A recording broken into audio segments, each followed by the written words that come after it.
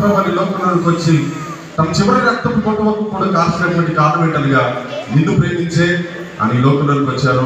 నిన్ను ప్రేమించే నిన్ను ప్రేమించే ఆ కలువరి శిలువలో తన చివరి రక్తపు పొట్టు వరకు కూడా ఆయన కాలుస్తూ వచ్చాడు.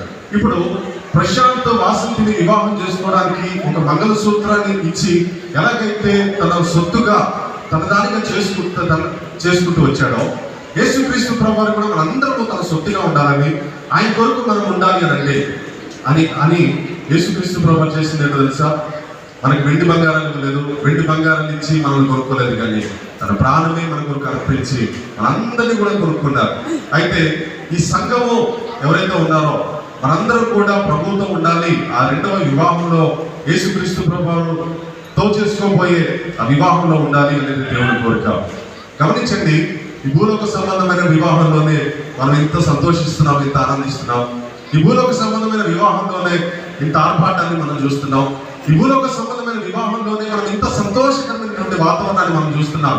అయితే పరలోకంలో రెండవ రాకడలో ఆ వివాహము ఇంకెంత ఘనంగా ఉండబోతుంది, ఇంకెంత అద్భుతమైన రీతిలో ఉండబోతుంది.